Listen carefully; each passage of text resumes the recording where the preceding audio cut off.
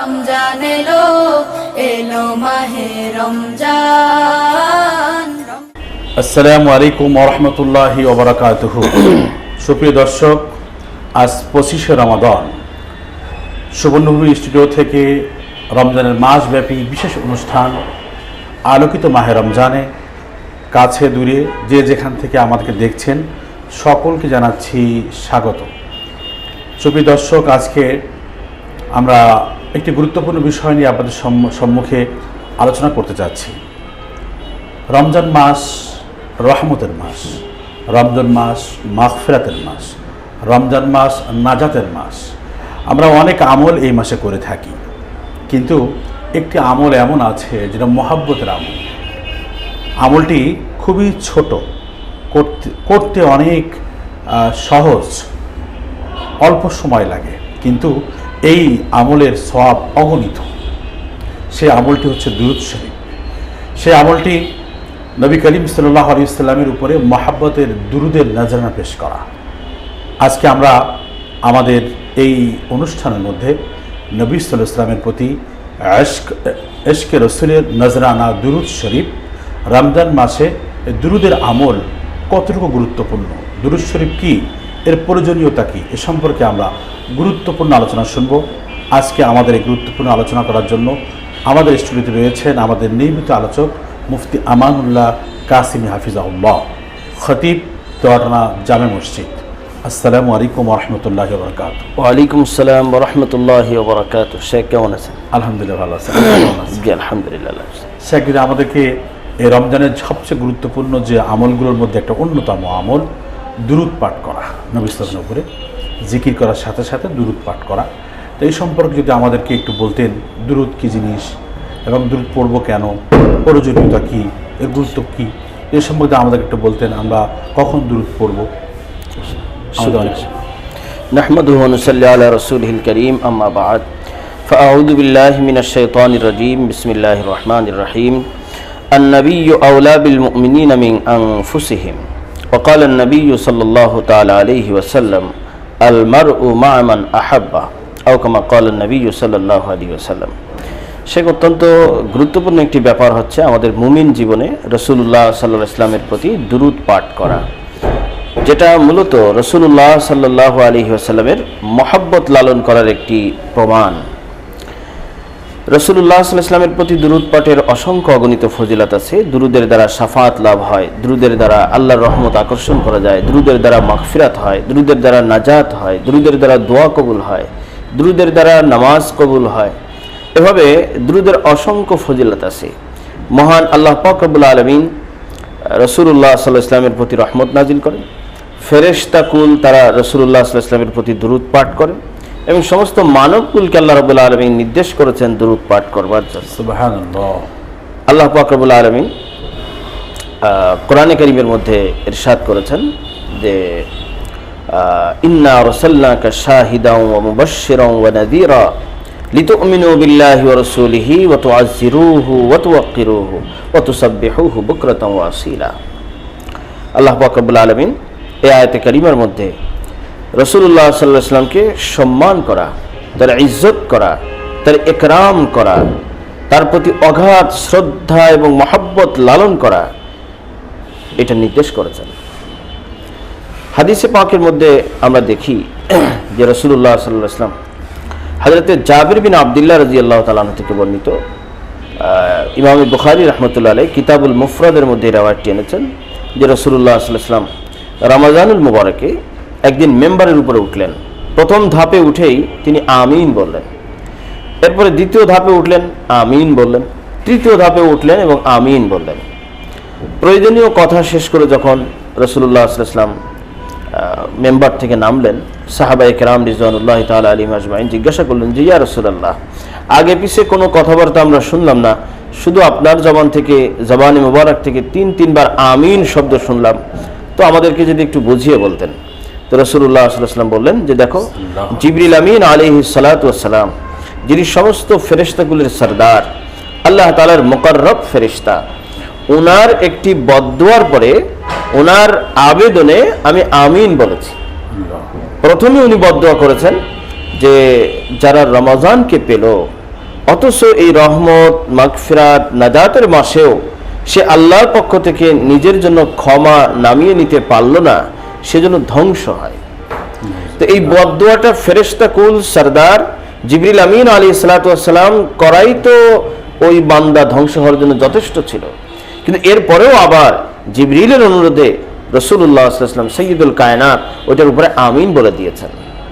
তাহলে যারা এই মাগফিরাতের দশকে, এই নাজাতের দশকে আমরা আল্লাহর পক্ষ থেকে ক্ষমা হাসিল করতে পারবো না, তাদের জন্য ভয়াবহ একটা চিন্তার বিষয় এটা। নাম্বার 2, রাসূলুল্লাহ সাল্লাল্লাহু আলাইহি ওয়াসাল্লাম বলেছেন যে যারা বাবা মাকে বৃদ্ধ অবস্থায় পেল কোনো একজনকে, কিন্তু খেদমত করে জান্নাত কামাই করতে পারলো না, জিবরিল বলেছেন তাদের উপর সন্তুষ্টি অর্জন করে জিবরিল বলেছেন, বদদুয়া করেছেন, তারা ধ্বংস। রাসূলুল্লাহ সাল্লাল্লাহু আলাইহি ওয়াসাল্লাম সেখানে আমিন বলে দিয়েছেন। 3 নম্বরে জিবরিল আমিন আলাইহিস সালাতু ওয়াস সালাম বদদুয়া করেছেন যে যারা রাসূলুল্লাহ সাল্লাল্লাহু আলাইহি ওয়াসাল্লামের আলোচনা হওয়ার পরে, তার নাম শুনবার পরে দুরূদ পাঠ করলো না, তারাও যেন ধ্বংস হয়ে যায়। রাসূলুল্লাহ সাল্লাল্লাহু আলাইহি ওয়াসাল্লামের কাছে আবেদন করেছেন, নবীজি সেই আবেদনের প্রেক্ষিতে এই বদদুয়ার উপরেও আমিন বলে দিয়েছেন। তো এই জন্য দুরূদে পাক পাঠ করা এটি অতীব গুরুত্বপূর্ণ একটা ইবাদত। ইনশাআল্লাহ ইবাদতের অনেক ফলাফল আমরা লাভ করতে পারবো। সর্বোপরি রাসূলুল্লাহ সাল্লাল্লাহু আলাইহি ওয়াসাল্লামের প্রতি মহব্বত এবং ভালোবাসা, এটাই হলো আসল ব্যাপার। মুমিনের জীবনে রাসূলুল্লাহ সাল্লাল্লাহু আলাইহি ওয়াসাল্লামকে মহব্বত করা, হুব্বে রাসূল অন্তরের মধ্যে লালন করা, এটা প্রত্যেক মুমিনের জন্য ফরজ ইবাদত। এটি একটা ইবাদত এবং একটা ফরজ। আল্লাহ রাব্বুল আলামিনের হুকুম রাসূলুল্লাহ সাল্লাল্লাহু আলাইহি ওয়াসাল্লামকে মহব্বত করা ঈমানের শর্ত। নবী আলাইহিস সালাতু ওয়াস সালাম হাদিসে পাকের মধ্যে বলেন যে লা ইউমিনু আহাদুকুম হাত্তা আকুনা হাব্বা ইলাইহি মিন ওয়ালিদিহি ওয়া ওয়ালাদিহি ওয়ান নাসি আজমাইন, যে একজন মুমিন সে কামেল ইমানদার হতে পারবে না যতক্ষণ না সে তার সন্তান সন্ততি, তার পিতামাতার চাইতেও আমাকে বেশি মহব্বত না করবে। কত কঠিন কথা। সাইয়েদনা ওমর ফারুক রাদিয়াল্লাহু তাআলা আনহু বললেন, ইয়া রাসূলুল্লাহ, আমি আমার সমস্ত সম্পদ, দুনিয়া যা কিছু আছে, আত্মীয় স্বজন, আবা ও আজদাদ, সব কিছু থেকে আপনাকে বেশি মহব্বত করি, শুধু আমার এই বাম পাশের, ইশারা করলেন অর্থাৎ আমার জান ছাড়া। রাসূলুল্লাহ সাল্লাল্লাহু আলাইহি ওয়াসাল্লাম বললেন, না হে ওমর, তুমি আরো চিন্তা করো। হযরত ওমর ফারুক রাদিয়াল্লাহু আনহু চিন্তা করলেন, চিন্তা ভাবনা করে দীর্ঘক্ষণ পরে বললেন, ইয়া রাসূলুল্লাহ, আমি চিন্তা ভাবনা করে দেখেছি, বুঝে শুনে স্থির চিত্তে আমি বলছি যে আমি আমার জান থেকেও আপনাকে মহব্বত করি। তখন গিয়ে রাসূলুল্লাহ সাল্লাল্লাহু আলাইহি ওয়াসাল্লাম সার্টিফাই করলেন, আল আন ইয়া ওমর, ওমর এখন তুমি ঈমানদার হবে। তো এই জন্য এই রাসূলের মহব্বত লালন করা এটা অত্যন্ত গুরুত্বপূর্ণ একটি ইবাদত। এই মহব্বত যদি আমরা লাভ করতে পারি, সাহাবায়ে কেরাম যেভাবে রাসূলুল্লাহকে মহব্বত করেছেন, তাহলেই আমাদের জীবনটা একটা পূর্ণ ঈমানী জীবন আমরা লাভ করতে পারবো। সাহাবায়ে কেরাম প্রত্যেক সাহাবী রাসূলুল্লাহ সাল্লাল্লাহু আলাইহি ওয়াসাল্লামের শুধু মহব্বতকারী নন, বরং আশিক ছিলেন। নবী সাল্লাল্লাহু আলাইহি ওয়াসাল্লামের প্রতি তাদের অগাধ ভালোবাসা এবং প্রেমের যে দৃষ্টান্ত তারা পৃথিবীতে রেখেছেন, পৃথিবীর মধ্যে, কুল কায়নাতের মধ্যে এমন কোনো মহা ব্যক্তির আবির্ভাব হয় নাই যে যার শিষ্যরা, যার আশেপাশের মানুষেরা তাকে এই পরিমাণ মহব্বত করেছেন যে পরিমাণ সাহাবায়ে কেরাম রিজওয়ানুল্লাহি তাআলা আলাইহিম আজমাইন মুহাম্মদুর রাসূলুল্লাহ সাল্লাল্লাহু আলাইহি ওয়াসাল্লামকে মহব্বত করেছেন। যে পরিমাণ উম্মত নবীকে মহব্বত করেছেন, এমন মহব্বতের কোন সত্তা আর দ্বিতীয় জন এই পৃথিবীতে কুল কায়নাতের মধ্যে সৃষ্টি হন নাই। এই জন্য ওই যে দ্য 100 বই যিনি লিখেছেন, মাইকেল এইচ হার্ট, ওনাকে প্রশ্ন করা হয়েছে যে আপনি আপনার বইয়ের মধ্যে সর্বপ্রথম রাসূলুল্লাহ মুহাম্মদ সাল্লাল্লাহু আলাইহি ওয়াসাল্লামের নাম কেন আনলেন, অথচ আপনি একজন খ্রিস্ট ধর্মের অনুসারী?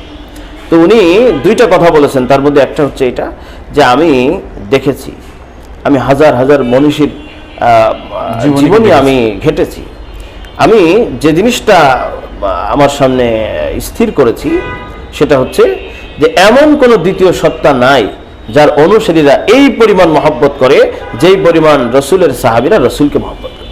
সুবহানাল্লাহ। হযরত সাইয়েদনা উসমান গনি রাদিয়াল্লাহু তাআলা আনহু, রাসূলুল্লাহ সাল্লাল্লাহু আলাইহি ওয়াসাল্লামের সাহাবী এবং খলিফাতুল মুসলিমিন, হুদায়বিয়ার সন্ধির সময় নবীজি ওনাকে পাঠালেন মক্কাতে, যে হে উসমান, আপনি যান, যে মক্কার কুরাইশদের সঙ্গে আপনি একটা বৈঠক করুন, তাদের সঙ্গে আলোচনার মাধ্যমে একটা মীমাংসা করুন, একটা সংলাপ করুন। তো হযরত উসমান গনি সেই সংলাপের জন্য মক্কায় প্রবেশ করলেন। রাতের বেলায় ওনার চাচাতো ভাইয়ের বাসাতে অবস্থান করলেন। সকালবেলা মক্কার কুরাইশ কাফের লিডারদের সঙ্গে সংলাপে বসবেন। তো যখন সকালবেলা বের হবেন, তো ওনার শরীরে যে পোশাক আছে, নিম্ন দেশের যে পোশাক, সেটা হলো ইজার, অর্থাৎ লুঙ্গির মতো যেটা, ইজার পরিহিত অবস্থায় উনি আছেন। রাসূলুল্লাহ সাল্লাল্লাহু আলাইহি ওয়াসাল্লামের সুন্নাহ হলো ইজার নিসফ সাক পর্যন্ত পড়তে হয়, উনি নিসফ সাক পর্যন্তই পরে আছেন। কিন্তু তৎকালীন সময়ে আরবের যে লাইফ স্টাইল, সেখানে তারা মনে করত যে যে যত সম্মানী ব্যক্তি, তার কাপড় তত টাকনুর নিচে ঝুলে থাকতে হবে, এটাই তাদের কাছে সম্মান। মানে টাকনোর নিচে ঝুলে থাকা, মাটিতে হ্যাঁচড়ানো, এটা আভিজাত্যের প্রতীক, আভিজাত্যের প্রতীক তারা মনে করতো, এবং জাহেলি আভিজাত্য। হ্যাঁ। তো হযরত উসমান গনি যখন বের হবেন, তো ওনার চাচাতো ভাই ওনাকে বলছেন যে ভাইয়া, আপনি যে যাবেন আজকে লিডারদের সঙ্গে আপনার সংলাপ, এবং আপনি এসছেন নবীজির পক্ষ থেকে, মুহাম্মদ সাল্লাল্লাহু আলাইহি ওয়াসাল্লামের পক্ষ থেকে, ইসলামের প্রতিনিধি হয়ে, সুতরাং আপনি যেভাবে পোশাকটা পরেছেন, মেহরবানিপূর্বক আজকে একটু চেঞ্জ করুন। তো হযরত উসমান গনি রাদিয়াল্লাহু তাআলা তখন বলছেন যে আরে দেখো, এগুলো হলো জাহেলি সাজ, জাহেলরা এটার মধ্যে তৃপ্তি বোধ করে, বা তারা এটার মধ্যে নিজেদের কি বলে যে ঐতিহ্যের প্রতীক তারা মনে করতে পারে, কিন্তু আমরা এটা কিভাবে বিশ্বাস করি। ওই যে জাহেলি এক মদ্যপ, মদ খেয়ে সে গর্বের সঙ্গে যখন মদ খেয়ে বের হতো, তো তার কাপড় টাকনুর নিচে যেত, এবং মাটিতে এমনভাবে হেঁচড়ায় হেঁচড়ায় আসতো, কেমন যেন মাটিতে নেজা দিয়ে দাগ টেনে দেওয়া হয়েছে। তো ওই মদখোর একটা কবিতা লিখছে আরবিতে, যে সে আরবি কবিতার মধ্যে বলছে, ইদা মাস্তাবাহতু আরবাআন খাত্তা মিজারি, যে আমি যখন মদ খেয়ে একেবারে নেশাগ্রস্ত হয়ে বের হতাম, তো আমি যখন রুম ত্যাগ করতাম, তখন আমার কাপড় মাটি দিয়ে হেঁচড়ায় হেঁচড়ায় যেত, মাটিতে দাগ পড়ে যেত। এটা গর্বের সঙ্গে সে বলছে, অর্থাৎ এটা তাদের কাছে গর্ব। কিন্তু হযরত উসমান গনি রাদিয়াল্লাহু তাআলা উনি কি বললেন, লা হাকাযা লিআন্না নবী সাল্লাল্লাহু আলাইহি ওয়াসাল্লাম লাইসা লাবিসা হাকাযা। রাসূলুল্লাহ সাল্লাল্লাহু আলাইহি ওয়াসাল্লাম, সাহাবা একরামদের ছিল এটা যে মানে দুনিয়া কি চলতেছে এটা দেখার বিষয় না, আমার মূল নবী কি বিষয়টা করে? হচ্ছে আমাদের নবীর আদর্শটা কি। তিনি বলেন হাকাযা ইজরাতু রাসূলিল্লাহ সাল্লাল্লাহু আলাইহি ওয়াসাল্লাম, আমি যেভাবে পড়েছি এটাই হচ্ছে রাসূলুল্লাহ সাল্লাল্লাহু আলাইহি ওয়াসাল্লামের লাইফ স্টাইল, সুতরাং তুই আমার সামনে অন্য কিছু হাজির করার প্রয়োজন নেই। বুখারী শরীফে রাসূলুল্লাহ সাল্লাল্লাহু আলাইহি ওয়াসাল্লাম রিওয়ায়াত আসছে যে তোমরা ততক্ষণ পর্যন্ত পূর্ণ মুমিন হতে পারবে না যতক্ষণ না পর্যন্ত আমি তোমাদের কাছে সবচেয়ে প্রিয় পাত্র হব। তো প্রিয় পাত্র হওয়ার আলামতই তো এটা, যে আমি তাকে অনুসরণ করব, জীবনের সর্বক্ষেত্রে আমি তাকে অনুসরণ করব, তার সুন্নাহ মতন চলব, তার সুন্নাহ মতো চলবো, এটাই তো মহব্বত। তো এই জন্য মহব্বতের আলামত হচ্ছে এটা, যে আমরা তার সুন্নাহকে অনুসরণ করে চলবো। রাসূলুল্লাহ সাল্লাল্লাহু আলাইহি ওয়াসাল্লামকে মহব্বত করলে কেন আমরা করব? তো মানুষ আসলে মানুষকে মহব্বত করে তিন কারণে। একটা হলো তার জামাল, তার হুসন, তার সৌন্দর্যের কারণে। তো এই দিক থেকে যদি আমরা দেখি, তো রাসূলুল্লাহ সাল্লাল্লাহু আলাইহি ওয়াসাল্লামের চেয়ে সুন্দর পৃথিবীতে আর কোনো সত্তা না। হযরত ইউসুফ আলাইহিস সালামের সৌন্দর্য তার চেয়েও হাজার লক্ষ গুণ বেশি সুন্দর মুহাম্মদ রাসূলুল্লাহ সাল্লাল্লাহু আলাইহি ওয়াসাল্লাম ছিলেন। তো এই জন্য স্বাভাবিক তাকে মহব্বত করাটাই স্বাভাবিক। নাম্বার 2 হচ্ছে মানুষ মহব্বত করে হচ্ছে গুণের কারণে। তো আল্লাহর পরে যত মখলুকাতের গুণ আছে, যত মানুষের গুণ আছে, সমস্ত গুণকে একত্রিত করে আল্লাহ তাআলা মুহাম্মদ রাসূলুল্লাহ সাল্লাল্লাহু আলাইহি ওয়াসাল্লামের মধ্যে একবারেই দিয়ে দিয়েছেন। নাম্বার 3 হচ্ছে মানুষকে মহব্বত করে তার ইহসানের কারণে, তার অবদানের কারণে। তো রাসূলুল্লাহ সাল্লাল্লাহু আলাইহি ওয়াসাল্লামের অবদানেই তো আমরা দ্বীন পেয়েছি, শরিয়া পেয়েছি, কোরআন পেয়েছি, আল্লাহকে চিনেছি। আমাদের জীবনের মূল যে লক্ষ্য এবং উদ্দেশ্য সেটা আমরা বুঝতে পেরেছি। সুতরাং আল্লাহর পরে আমাদের জীবনের সবচেয়ে অবদান মুহাম্মদ রাসূলুল্লাহ সাল্লাল্লাহু আলাইহি ওয়াসাল্লাম। তিনি মুহসিনে আজম, এবং কুল কায়নাতের জন্য তিনি মুহসিনে আজম, তিনি রাহমাতুল লিল আলামিন। সুতরাং তাকে মহব্বত করব না তো আমরা কাকে মহব্বত করব? তো আমাদের সকলের দিলের মধ্যে আসলে রাসূলুল্লাহ সাল্লাল্লাহু আলাইহি ওয়াসাল্লামের প্রতি মহব্বত সুপ্তভাবে আছে, কিন্তু সেটাকে আমরা জাগ্রত করি না, জাগরুক করি না। তো এটাই আমাদের কাজ, যে এটাকে আমাদের জাগ্রত করতে হবে। রাসূলের প্রতি মহব্বত এটা কিন্তু আখিরাতে নাজাতেরও কারণ। এক বান্দা ছিল, খুব না এমনি তিনি আল্লাহর ওলি মানুষ ছিলেন, পরবর্তী যুগের লোক, নেককার মানুষ, হালাল খাদ্য খেতেন। তো একবার ওই অঞ্চলের মধ্যে পাহাড়ছালি দেখা দিল, খুব অভাব, মানুষের দুর্ভিক্ষ। তখন ওই বান্দা কি করতো, মাঠের মধ্যে পাহাড়ের পাদদেশে একটা ক্ষেত করত। আল্লাহ রাব্বুল আলামিন এই পাহাড়ছালির ভিতরেও তার ওই ক্ষেতের মধ্যে ফসল দিতেন, ঘাস লাগাতেন উনি, ওই ঘাস কেটে ওনার পশুকে খাওয়াতেন। অথচ ওই সময় বাজারে না পশুর কোনো শুকনো খাবার পাওয়া যেত, না মাঠের মধ্যে কোনো তাজা খাবার পশুর জন্য পাওয়া যেত। মানুষের পশু সব শুকিয়ে গেছে, দুধ হয় না, কিন্তু এই আল্লাহওয়ালা মানুষটির পশুও তাজা, তার ক্ষেতও তাজা, এবং তরুতাজা দুধ দিয়ে সেভাবে সাহরি করে, ইফতার করে এবং আল্লাহ তাআলার শুকর আদায় করে। তো একদিন ঘটনা ঘটলো কি, যে দেখলো যে তার ওই ক্ষেতের ভিতরে রাতের বেলা চোর আসে, চোর এসে সব ওই ঘাস কেটে নিয়ে চলে যায়। তো ঘাস কেটে নিয়ে যখন চলে যায় তো পেরেশানি, তো মানুষ যুক্তি দিল, আচ্ছা যেহেতু এটা তোমারই হক, এটা তোমারই অধিকার, সুতরাং তুমি এটা পাহারাদারি করো। তো এই মানুষটা পাহারায় বসলো যে কে আমার এই ঘাস কেটে নিয়ে যায়। তো একদিন পাহারা দিল, দেখলো যে এক লোক ঢুকছে, সে কাঁচি নিয়ে ঘাস কাটা শুরু করছে। তখন ওই ভদ্রলোক আল্লাহর ওলি উনি আওয়াজ দিলেন, এই কে আমার ক্ষেতের ভিতরে তুমি ঘাস কাটতেছো? তখন ওই চোর, সে চোর হলেও সত্য কথা বলে দিছে, সে বলে যে আমি মোহাম্মদ, আমি মোহাম্মদ। তো এই যে যখন বলছে যে আমি মোহাম্মদ, ওই লোকের নাম মোহাম্মদ ছিল, তো বলছে যে আমি মোহাম্মদ, তখনই ওই আল্লাহওয়ালা ক্ষেতওয়ালা একেবারে চুপ হয়ে গেল, দ্বিতীয় আর কোনো কথা বলে নাই, চোখের পানি ছেড়ে সে ওখান থেকে ফিরে আসলো, বলে যে হাই, তার নাম মোহাম্মদ, আর আমি তাকে চোর হিসেবে ধরবো, সে মানুষের সামনে বেইজ্জত হবে। তো সে বেইজ্জত হবে তো তার কারণে, কিন্তু তার নামের কারণে আমার নবীজির নামের উপর একটা বদনাম চলে আসবে, এটা হতেই পারে না, আমি তাকে কিছুই বলবো না, আল্লাহ আমি নবীজির কারণে তাকে মাফ করে দিলাম। কিছুদিন ক্ষতিকে সে বরদাস্ত করছে, কিন্তু নবীর নামের সম্মান, মহাব্বত। তো কিছুদিন পরে যখন মারা গেছে, তো তাকে কেউ খাবে দেখছে, বলে যে আল্লাহ তাআলা আপনার সঙ্গে কি আচরণ করেছেন? বলে আমার জীবনের কোনো নেক আমল, হাজার হাজার রাকাত নফল নামাজ, নফল রোজা, দান সদাকাত, কোনো কিছুই আল্লাহর সামনে আলোচনায় আসে নাই, বরং আমার ওই নিভৃত রাত্রি, আমি যেদিন কেউ ছিল না, একমাত্র রসুলের মহব্বতে আমি চোরকে মাফ করে দিয়েছিলাম, আল্লাহ তাআলা এর কারণে আমাকে নাজাত দিয়ে দিয়েছে। তো এই জন্য শায়েখ, এই দুরুদের আমল এটা অত্যন্ত গুরুত্বপূর্ণ। আমরা বেশি বেশি দুরুদ পাঠ করবো। সহজ দুরুদ কোনটা? সহজ দুরুদ তো আমরা দুরুদ ইব্রাহিমী আমরা সকলেই পারি, এটা আমাদের নামাজের দুরুদ। এরপরে সংক্ষেপে সাল্লাল্লাহু আলাইহি ওয়াসাল্লাম, আল্লাহুম্মা সাল্লি আলা মুহাম্মাদিন ওয়া আলা আলি মুহাম্মাদিন কামা তুহিব্বু ওয়া তারদা আদাদা মা তুহিব্বু ওয়া তারদা জাযাল্লাহু আন্না মুহাম্মাদাম মা হুয়া আহলুহু। এই ধরনের অনেক দুরুদ, ছোট ছোট দুরুদ পাওয়া যাবে। আমরা ইনশাআল্লাহ এই দুরুদের আমলটা বেশি দুরুদ পড়লে তো সব পাওয়া যাবে ইনশাআল্লাহ। বিশেষ করে সাহরির আগে পরে, ইফতারের আগে পরে, এবং পুরো দিন ব্যাপী আমরা বেশি বেশি দুরুদ শরীফ পাঠ করতে থাকবো। আল্লাহ তাআলা দুরুদের দ্বারা দোয়া কবুল করেন, দুরুদের দ্বারা আল্লাহ তাআলা নামাজ কবুল করেন, দুরুদের দ্বারা দিলের উপরে রহমত নাজিল হয়, দুরুদের দ্বারা দিল আবাদ হয়। অনেকে বলেন যে মানে দোয়ার আগে পরে দুরুদ পড়তে হয়, বিষয়টা দোয়ার আগে যদি আমরা দুরুদ পড়ি তো ওই দোয়া কবুল হয়, এই জন্য দোয়ার আগে দুরুদ পড়া চাই। এবং দোয়া যখন আমরা শেষ করব তখনও রাসূলুল্লাহ সাল্লাল্লাহু আলাইহি ওয়াসাল্লামের প্রতি দুরুদ পড়ে বিরহমাতিকা ইয়া আরহামার রাহিমিন বলে আমরা দোয়াটা শেষ। মানে আপনার মানে দুরুদের প্যাকেটিং করে দোয়াটা পাঠানো। জি জি, আগেও দুরুদ, পরেও দুরুদ, মাঝে দোয়া, তো এই দোয়া কবুল হওয়ার সম্ভাবনা। চমৎকার করে বললেন। এই যে আমরা যে দুরুদ পড়ি, আসলে মানে নবী করিম সাল্লাল্লাহু আলাইহি ওয়াসাল্লামের যে আমরা আবার দুরুদ পড়ছি, আমরা জি দুরুদ তো অনেক ফজিলত আছে, অনেক ফজিলত আছে। তো ব্যাপারটা হচ্ছে যে আমরা দুরুদের এত গুরুত্ব আল্লাহ তাআলা কোরআনের মধ্যেও বলেছেন যে আল্লাহ নিজেই কি করেন, তার রাসূলের উপরে রহমত বর্ষণ করেন, ফেরেশতারাও কি করেন, আবার আমাদের মুমিনদেরকেও বলা হয়েছে।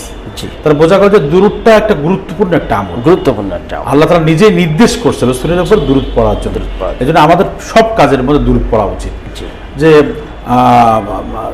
অনেক ঘটনা এরকম আসছে যে অনেক মানে অসুস্থ মানুষ দুরুদ পড়ার বদলে আল্লাহ সুস্থ করে দিয়েছে। এই জন্য আমরা যারা বিভিন্ন বিপদ আপদ মুসিবতের মধ্যে পড়ি, আমরা দুরুদ বেশি আমল করে দিলে আল্লাহ তাআলা আমাদের কি করবেন, ওই বিপদ থেকে উদ্ধার করবেন। এমনকি মানুষ যখন ক্লান্তি বোধ করে, কঠিন কাজে রৌদ্রের মধ্যে থাকে, তখন যদি সে দুরুদ শরীফ পাঠ করে, আল্লাহ রাব্বুল আলামিন তার দেহের উপরে, তার দিলের উপরে সুকুন নাজিল করেন, ইতমিনান নাজিল করেন, শান্তি বর্ষিত হয়। তো অনেক শুকরিয়া আপনার, আমাদের দুরুদ নিয়ে কথা বললেন। আসলে তো এ তো এক মহাসাগর। জি, মানে নবী সাল্লাল্লাহু আলাইহি ওয়াসাল্লামের ব্যাপারে কথা বলা, তার দুরুদ নিয়ে কথা বলা আমাদের মতন ছোট মানুষের পক্ষে তো সম্ভবই না। কুল কিনারাহীন। এই জন্য কবি বলছেন লা ইমকিনু সানাউ কামা কানা হকামা। হে রাসূল, আপনার প্রশংসা মানে যেভাবে বলার দরকার এটা বলা আমাদের পক্ষে সম্ভব না।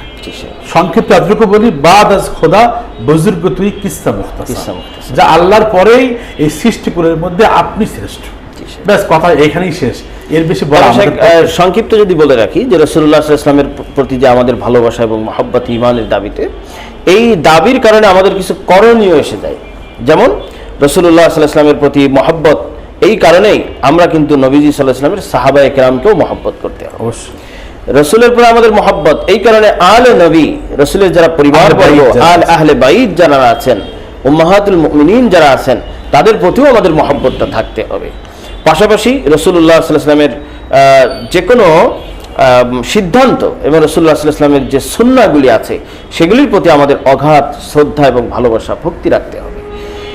সাহাবায়ে কেরামের ভিতরে এটা আমরা দেখেছি এবং হাদিসের ভিতরে আমরা পাই যে রাসূলুল্লাহ সাল্লাল্লাহু আলাইহি ওয়াসাল্লামের আওয়াজের উপরে ওনাদের আওয়াজ যাতে বলন না হয়, এই জন্য ওনারা বিভিন্ন রকম প্র্যাকটিস করতেন এবং ট্রেনিং নিতেন।